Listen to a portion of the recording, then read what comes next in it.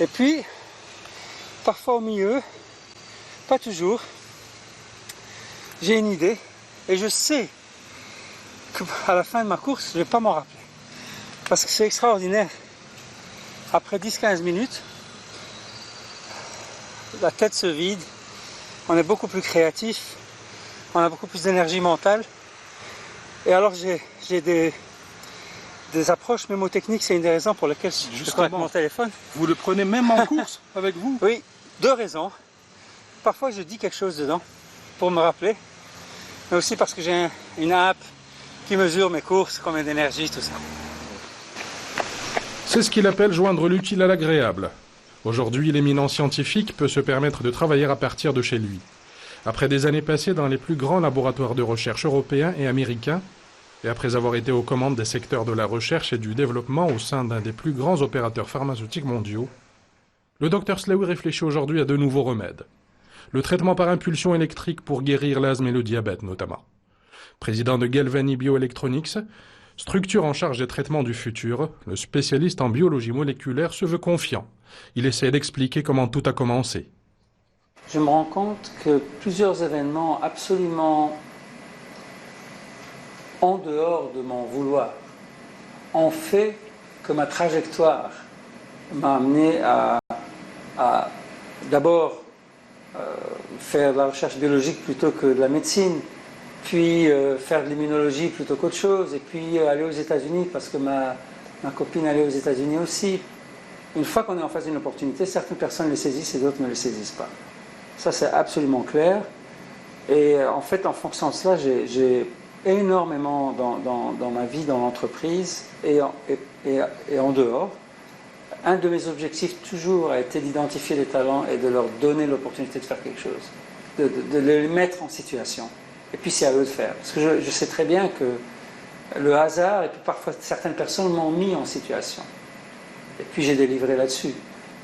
Et donc ça, par définition, ça te rend beaucoup plus humble parce qu'en fait, il est très possible que je sois un vendeur de voitures parce qu'un certain virage que j'ai pris à droite, si j'avais pris à gauche... Mais les bienfaits de la providence et la politique des bons choix ne fonctionnent qu'avec une tête bien faite et une grande capacité de travail, ce dont ne manque pas le scientifique qui s'est épanoui dans la recherche médicale. Au point d'être honoré par un centre à son nom, le Centre Slaoui de recherche de vaccins. Basé à Rockville, dans le Maryland, c'est le 6e centre mondial de recherche et de développement d'un important groupe pharmaceutique mondial. D'une superficie de plusieurs dizaines d'hectares, le centre de recherche est hyper moderne. Hall spacieux, touches de verdure et sol en marbre fossile de la région d'Erfoud au Maroc.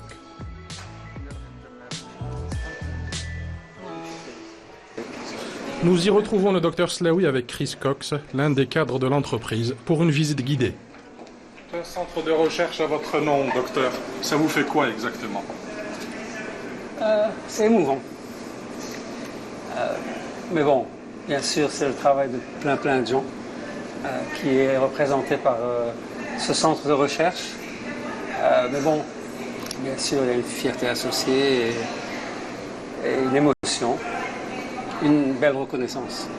On arrive à garder les pieds sur terre quand même? Totalement.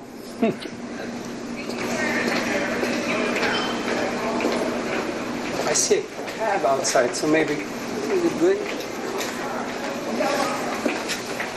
On va aller à l'étage, au 3e étage où se trouvent des bureaux ouverts. En fait, j'ai instauré depuis 2007, je pense, une politique de bureau ouvert pour tout le monde, depuis la plus grande direction jusqu'au dernier employé, de manière à créer plus d'ambiance de transparence, de convivialité, mais aussi de travail d'équipe. Officiellement inauguré en décembre 2016, le centre accueille jusqu'à 450 chercheurs de différentes spécialités, ayant pour objectif commun la découverte de nouveaux vaccins. Ici, donc, on voit l'organisation de toutes les équipes qui sont ici, à peu près 400-450 personnes en tout. C'est encore en train de se construire. En fait, on a ouvert ce centre. When did we open the center? Was it we had our first occupants in August of 2015. So almost a year. Mais donc, il y a une accélération très rapide des recrutements. Il y a une personne qui est marocaine ici. On peut voir des chercheurs de partout. Et voilà. Et en fait, ici, ce sont donc les bureaux, pas les laboratoires, bien sûr. Les laboratoires sont toujours situés